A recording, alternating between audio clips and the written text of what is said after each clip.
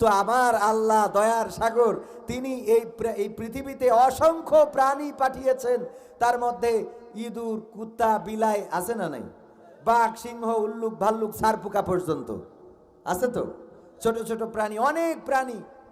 আমরা আল্লাহর কাছে দরখাস্ত করেছি যে আল্লাহ আমার এই যোগ্যতা আছে, এই যোগ্যতার জন্য দুনিয়ায় মানুষ হিসেবে পাঠাও। বলেন, একটা চাকরির জন্য দরখাস্ত করা লাগে, তারপরে ইন্টারভিউ, টিকবেন কি না টিকবেন, তারপরেও দেখা যায় চাকরি হয় না। অথচ আল্লাহ রাব্বুল আলামিন আপনার বিনা দরখাস্তে কুত্তাও বানাই নাই, শিয়ালও বানাই নাই, ইঁদুর বানাই নাই, বেজি বানাই নাই, আপনারে মানুষ বানাইছে। শুকরিয়া আদায় করবেন কিনা? বলেন আলহামদুলিল্লাহ। আমাদের যদি আল্লাহ অন্য কোনো প্রাণী করে পাঠাতেন, আমি প্রায়ই বলি ইঁদুরের দিকে তাকান। ইঁদুর নিয়ে একটু যদি চিন্তা করেন, রাত্রে আজকে শোয়ার সময় চিন্তা করবেন, দেখবেন ইঁদুর নিয়ে যদি চিন্তা করেন, আল্লাহ যদি ইঁদুর বানায় পাঠাতো, তাইলে বিড়াল কি ইঁদুর কি বিড়ালের ভিটে ফাঁকিতে নিয়েছে?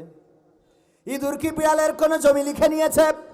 অথবা বিড়াল যেটা খায় ইঁদুর কি সেটা খেয়ে নিয়েছে? এরকম হয় না? হয় না। তাইলে কিসের দ্বন্দ্ব? ইঁদুর দেখলেই বিড়াল ওর পিছনে তাড়িয়ে যায়, ওর পিছনে দৌড়ানি দেয়, ধরে, মারে, হত্যা করে। খাওয়ার দরকার নেই, তাও মেরে ফেলে রাখে। এই যে শত্রুতা তৈরি করে দিয়েছেন কে? আপনি যদি ইঁদুর হয়ে পৃথিবীতে, আমি যদি ইঁদুর হয়ে পৃথিবীতে আসতাম, আমার মাথায় ধরতো না, হারে বিড়ালের কি ক্ষতি করলাম, কোন এমন অপরাধ করলাম। আগে তো আমাদের মাহফিলে কথা বলতে গেলে পাবনায়ক আমার স্টেজ থেকে নামিয়ে দিয়েছে, মাহফিল করতে দেয় নাই। খালি একটু বলেছিলাম খেলা হবে, বলছে হুজুর নামেন। আপনি কেন খেলা হবে বললেন? ওরা বললে অসুবিধে নাই, আমরা বললে অসুবিধে কেন? কথা কয় না, কয় আপনি ভাঙাচ্ছেন। কইলাম ভাঙাইলাম কি করে? আমাদের যদি কেউ মিজানুর রহমান আজহারি ভাইয়ের কণ্ঠ দিয়ে কেউ যদি ওয়াজ করে, শুনতে ভালো লাগে না খারাপ লাগে?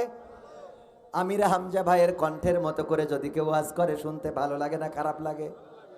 যদি দেলোয়ার হুসাইন সাইদি রাহিমাহুল্লাহ, কোরআনের পাখি, আল্লাহ জান্নাতুল ফেরদাউস দান করুন, বলেন আমিন। যদি আমার কোরআনের পাখির সুরে কেউ বয়ান করে, শুনতে ভালো লাগে না খারাপ লাগে? তাইলে আমরা যখন ওবায়দুল কাদেরের কণ্ঠে বয়ান করি, তোমার খারাপ লাগে কেন? কথা কয় না। তার মানে তোমাদের মধ্যে ভেজাল আছে। তোমরা আসলে মুখে যা বলো অন্তরে তা রাখো। মুখে বলো ভালোবাসি, অন্তরেতে রাখো না। বন্ধু তোমার ভালোবাসার ধরন ভালা না, ঠিক না বেঠে? বন্ধু তোমার ভালোবাসার ধরন ভালা না। মুখে বলো ভালোবাসি, মুখে বলো ভালোবাসি, অন্তরেতে রাখো না। বন্ধু তোমার ভালোবাসার ধরন ভালা না। তোমরা যদি ভালোবাসতে, তাইলে আমি যখন ওবায়দুল কাদেরের মতো করে কথা বলবো, তখন তুমি তোমাদের জনসভায়ও আমারে দাওয়াত দিবা, কারণ তোমাদের নেতার মতো করে আমি বলতে। তোমাদের যখন অসুবিধে হয়, তাহলে বোঝা গেল তোমরাও তারে ভালোবাসো না। তোমাদের অন্তর বলে এক কথা, এখন আবার নতুন করে গান ধরেছে, ও আমার দরদি আগে জানলে তোর ভাঙা নৌকায় চড়তাম না, ভাঙা নৌকায় চড়তাম না, আর এই বিপদে পড়তাম না। ওরে বর্ডারেতে খাইলাম ধরা, দেখার লোক তো পাইলাম না। আগে জানলে তোর ভাঙা নৌকায় চড়তাম না, ঠিক না? আবার দুই একজন এখন, আগে ছিল ছাত্রলীগের নায়ক, যুবলীগের নায়ক, এখন সমন্বয়ক। কি নায়ক? সমন্বয়ক।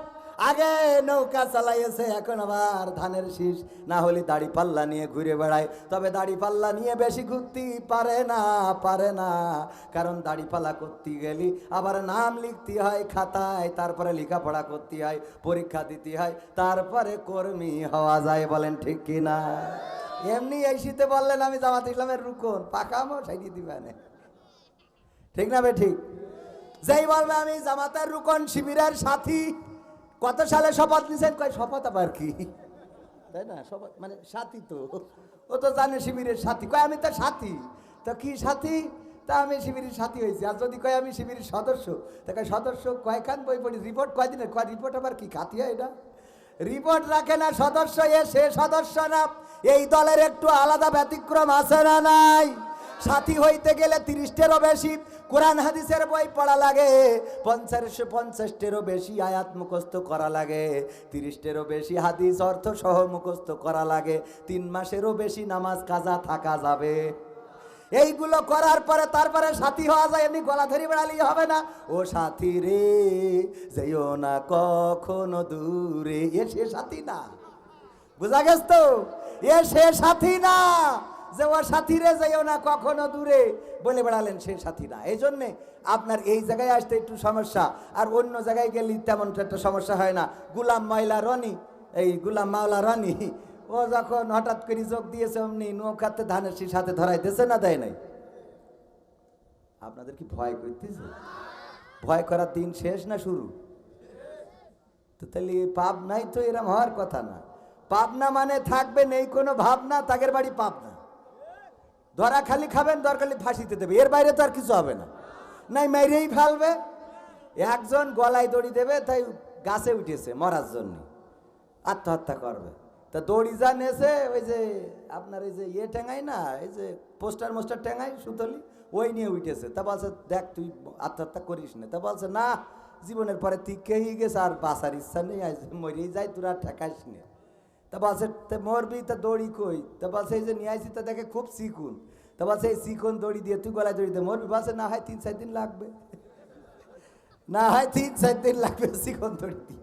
তো এখন আপনাদের পাবনায় বাড়ি, দরকার হলে না হয় ফাঁসি হবে, এর বাইরে তো আর কিছু হবে না। তাইলে কি একটু আওয়াজ দেওয়া যাবে?